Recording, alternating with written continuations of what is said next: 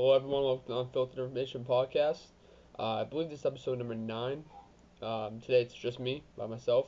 I'll be talking about my past experiences with mental illness and how basically I overcame it through spirituality and with the assistance of, I guess you could say, non-human interaction, semi-human interaction. And I know that sounds a little weird, but I'll get to that eventually. Don't worry. Disclaimer before I start.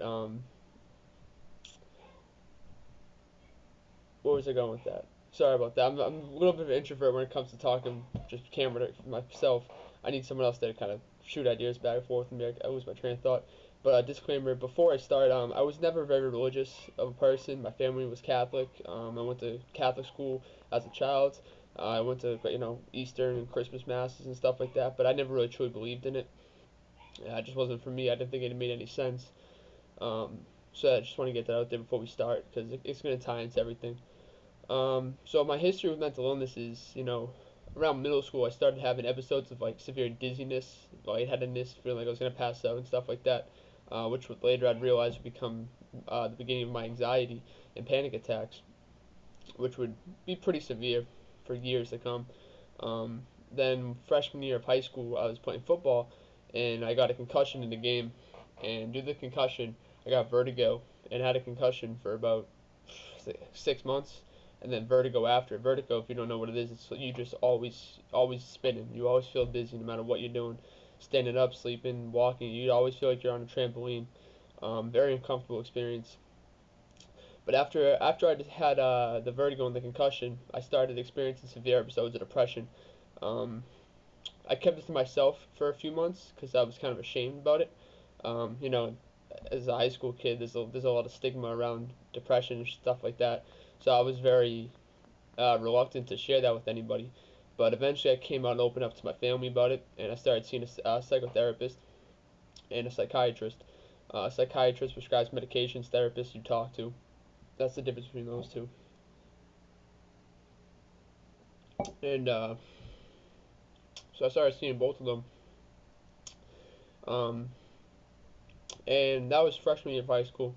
That lasted till about I was 18. So whatever you are in freshman year, 14, 15, up until 18. It only escalated from there.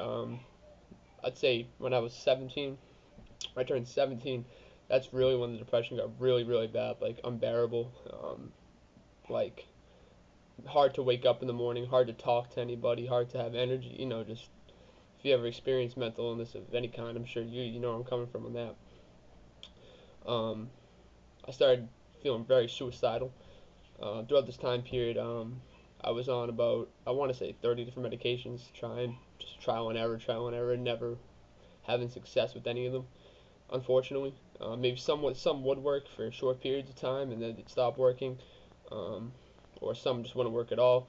There was one in particular called septroheptadine, which really, really messed me up and got me very aggressive and angry. And I'm not an angry person, but it brought out the worst in me.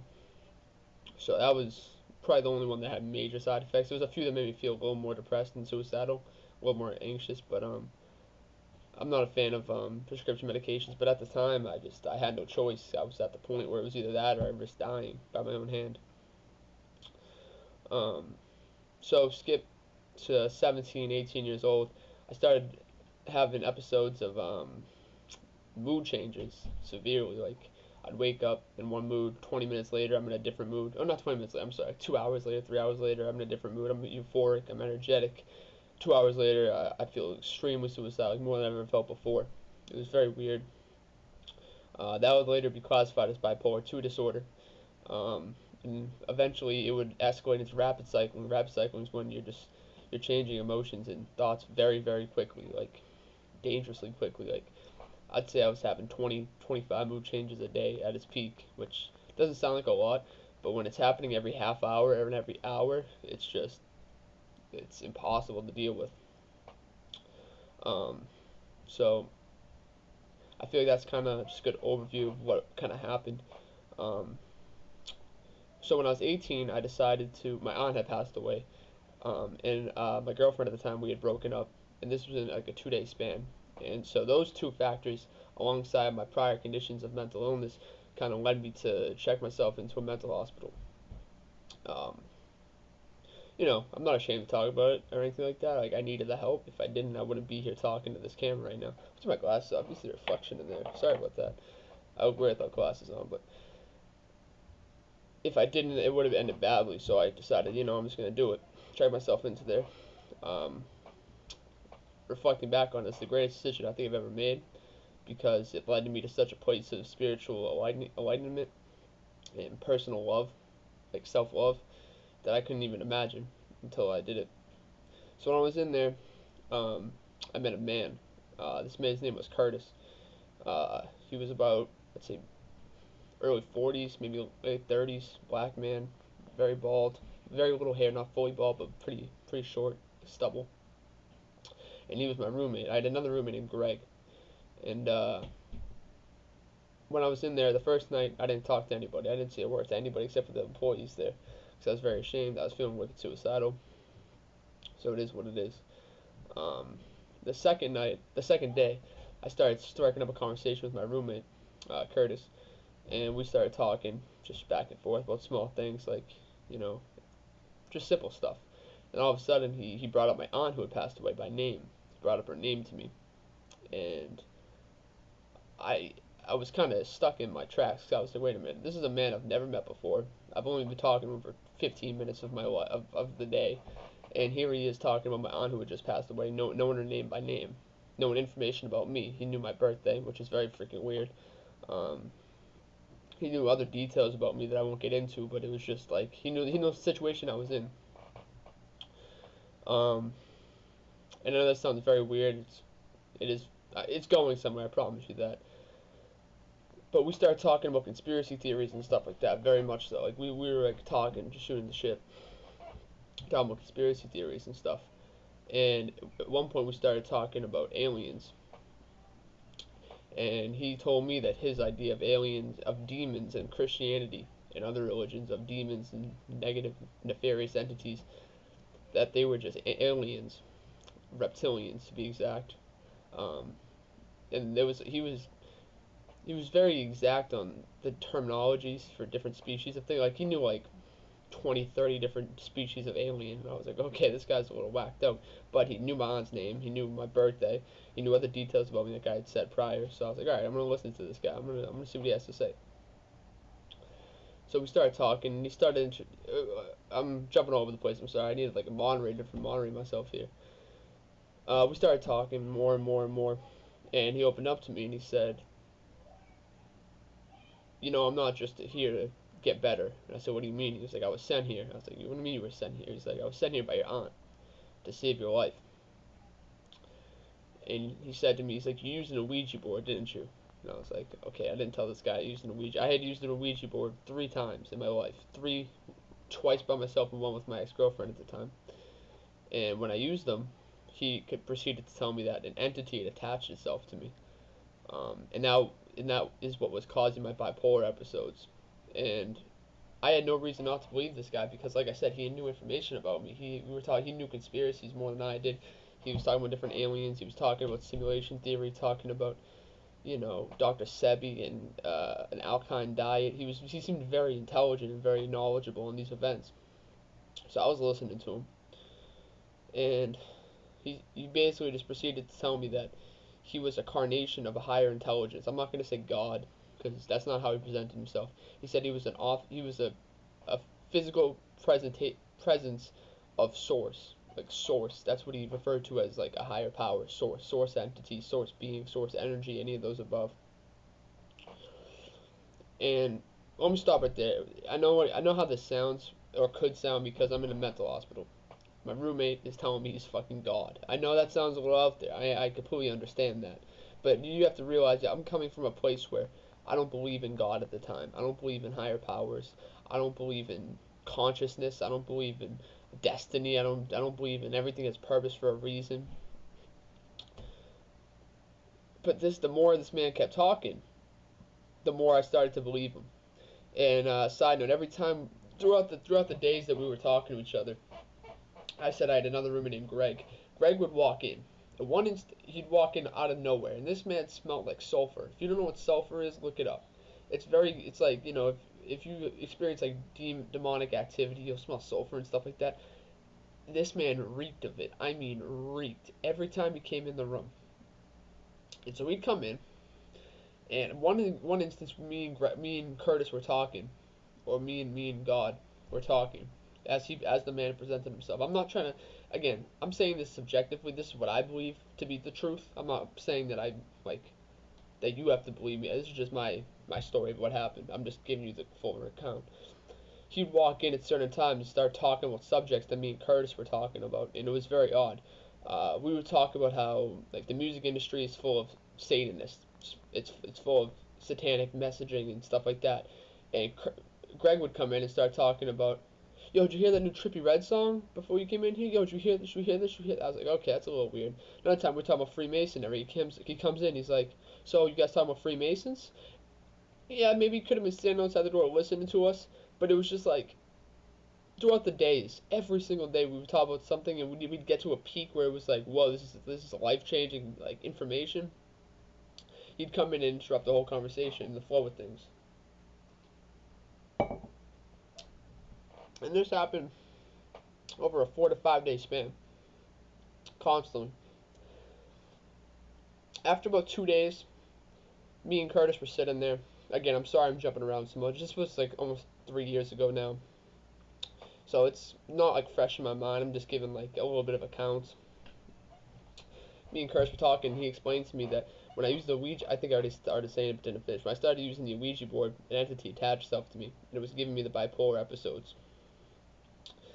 And that I should meditate with him and cast the demon out. Now this is one of the craziest experiences of this whole thing, because when I started meditating, I don't remember exactly what I think he said something along the lines of, I asked Source and my guardian angel for help and strength to cast out this demon from my body, to let it not be returned and to protect me from further attachment, something along those lines. And so I said whatever I had to say, and he told me to make a certain hand sign when I meditated. It was something like this. I don't know if you can see this. That was the best one right there. So these two fingers are down, these two fingers are down, and these two are attaching. See that? He told me the hand placement was kind of ideal for when you meditate, because whatever your hand placement is, again, I never really looked into this aspect of it, so I'm not quite sure, but he said that whatever your hand placement is what you're asking for. Someone who knows meditation more than me, please feel free to comment or message me about hand signs, because I'd love to learn more personally. I would. But the hand signs can impact what you're focusing on or whatnot. So he told me to do this, and as I did it, I started talking. I started repeating after him, and I felt this warmness right here, right here.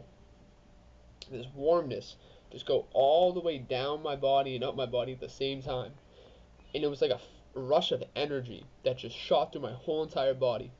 And I swear to God, it felt like I lost 20 pounds. All of a sudden, I just felt like 20 pounds of weight had just been lifted off of me all at once. And like, I kind of, how like, how do I describe this? You know how you feel like like you yourself, you're like right here, like you're in your head. It kind of felt like I was like back here. Like it felt like my position in my body moved back. And I heard a ringing in my ear, and like I just felt wicked euphoric. And he explained to me that sorry. He explained to me that this was because the entity had left. And as this happened, I saw a dark shadow in the corner of the room dart up to the ceiling and head for the door. This is not a joke. I witnessed all of this. That is all my life. I witnessed all of this firsthand.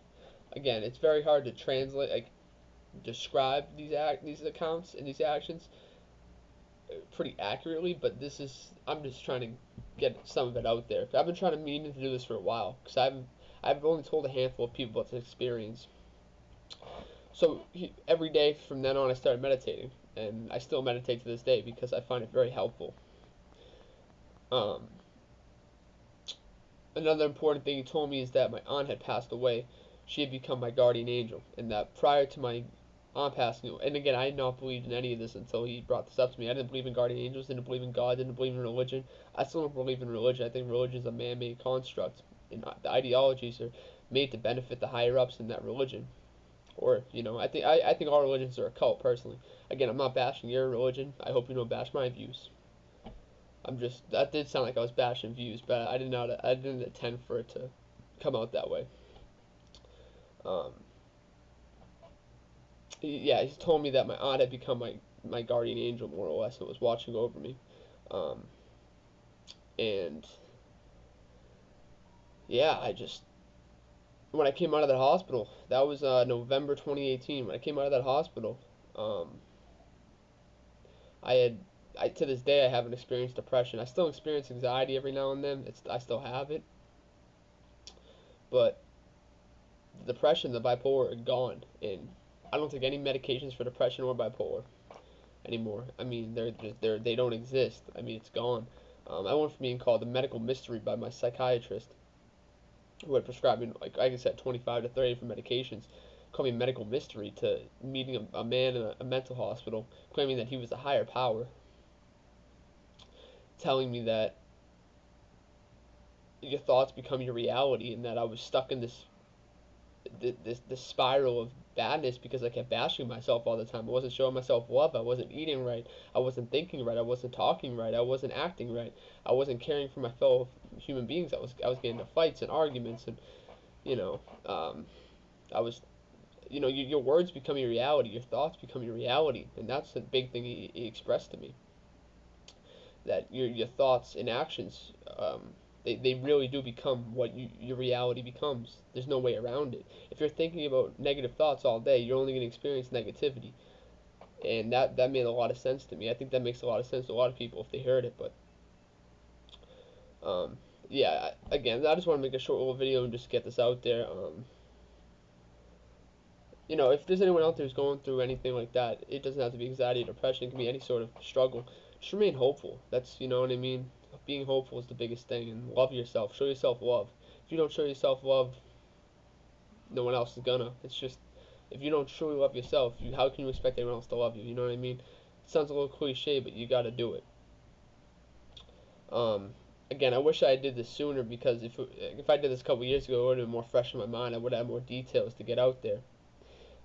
Another big thing that I taught me when I was in there was affirmations. I do affirmations all the time. Like, I am affirmations. I am good. I am happy. I am positive. I am strength. Things like that, to help your subconscious pick up on those things. Um, what else was there? Talking about diet. I went vegan for a while after this all happened. I didn't eat any meat. I ate pretty healthy. Um, because he said that, like alkaline. If you told me a lot with Dr. Sebi, if anyone's familiar with Dr. Sebi, you know the alkaline diet and his work, and how a lot of illness is based on mucus and buildup and toxins in your body. I'm no expert in this field, so I won't act like it. Um, but yeah, I don't really know what else to say. Like I said, I'm not really too good at just talking to camera to myself. I need to get better at this aspect of it. I'm usually better when there's someone else near me or with me talking. But I'm not asking anyone to believe me, because I'm making some outrageous claims with no actual evidence aside from my personal account. So I'm not asking anyone to believe me. I'm just sharing what happened to me, and you know what I mean, in hopes that someone else can take any sort of positivity from it. Um, oh, that's another thing he said too. Everything happens for a reason. The reason I was depressed and in that state is so I could further connect with other people, because I don't talk about this to anybody at all, because I'm not a person who does things like that. But back in high school, I used to talk to people all the time who I knew were depressed and knew weren't doing good with themselves, because it would help me feel better. And if I had not experienced depression and these things and all that, I would have no idea how to speak to someone who has anxiety, depression, bipolar, things like that. I'd have no idea how to address them, because I wouldn't have no prior experience with them myself. The best way to teach is to do. I mean, the best way to learn is to do something. So that's kind of how I saw it. Um, I've had people tell me I've saved their lives because of just talking to them and helping them through that. So that right there, that makes all the suicidal thoughts, suicidal ideations, all the sleepless nights, and sleepful days of not wanting to get out of bed worth it. That right there. Um, yeah. I say a lot. I'm sorry. I get a little nervous. But let's say it again. No, all right. Well, thank you all for watching. I hope this was entertaining in some way. Maybe probably not educational at all, but just thank you for watching and tuning in. Like I said, if there's anyone out there who's experiencing anything, keep fighting. Don't stop fighting. You are loved. Know you're loved. If no one's telling you today that they love you, I love you. Love yourself. Tell yourself you love you. You know what I mean? That's what it's all about. I swear. I swear. That's what it's all about. One love, everybody. Take it easy.